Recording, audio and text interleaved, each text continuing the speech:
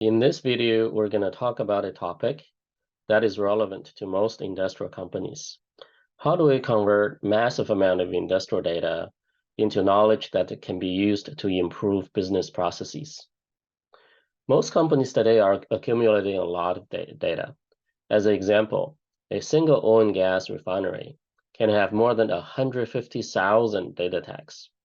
On an oil rig, data gets produced every second from the machines. Yet today, only a very small subset of that data gets used.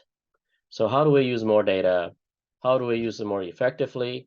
And what is the right data strategy? In order to answer those questions, we first have to understand a little bit about industrial data. Unlike structured enterprise data, industrial data usually comes from physical processes. What that means is that they're typically very noisy, they're very messy. So the first thing we have to do is to clean and validate that data, to go from raw data into high quality data. Once you have high quality data, you also have to extract events out of that data. This is because not every single data point is valuable in industrial data. An example is vibration data on your machines. Most of the time, your machine is just working fine, so the data is not very useful. Only once in a while, there's a meaningful event in the data, and you wanted to extract that event out.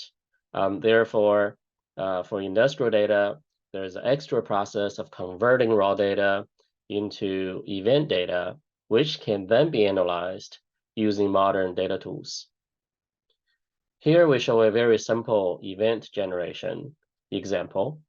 Let's say the data source is EDR, and you're looking at pressure data. You wanted to see when your pumps are over the pressure threshold. So typically pumps don't have a single threshold. The threshold depends on the size of the liner. So now you have to go look at your maintenance logbook to see when liner size gets changed. Once it does, you wanted to look at a stress table, that's a lookup table, to see what's a threshold associated with that liner size. And then you can apply the right threshold into your data model and generate the pressure event.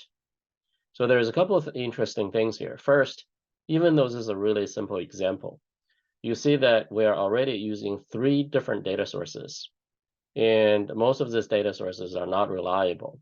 So you have to perform data cleansing and validation, and in order to apply the data model. The second thing is that as you go from the input data, which pretty much comes in every second, to the pressure event, only occasionally the pressure is over a certain threshold.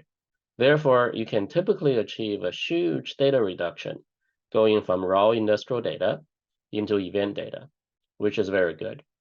The third thing is that the data model here can be something very simple like a threshold detection, but very often it can also be very complicated.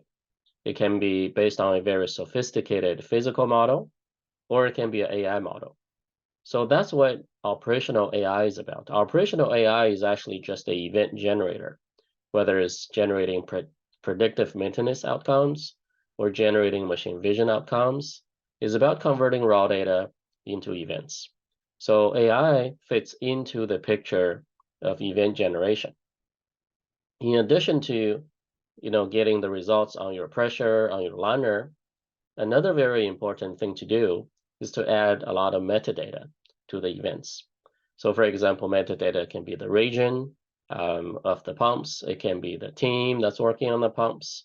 It can be the mud type, mud volume, etc., etc. Once you have all those metadata, and once you generate a lot of events over a certain amount of time, now you can learn a lot about your system and about your processes. For example, you can learn which region generates more pressure alarms, which teams tend to reduce the number of alarms, which liner sizes are optimal for what different type of drilling. So all of those knowledge would enable you to improve your operation and processes more and more. So how do we generate the events then?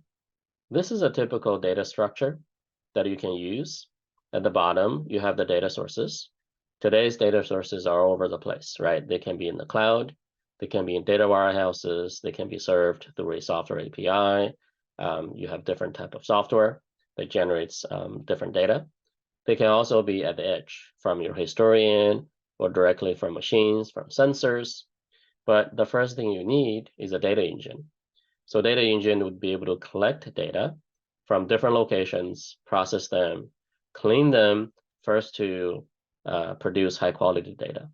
Once you have the high quality data, you can apply data models to generate the event data layer. That's where all the events are. And once you have all the events, you can serve those events to your data applications, from AI to BI to digital twin and other type of data applications. And this process should be as automated as possible so that as data streams in, you're generating events automatically.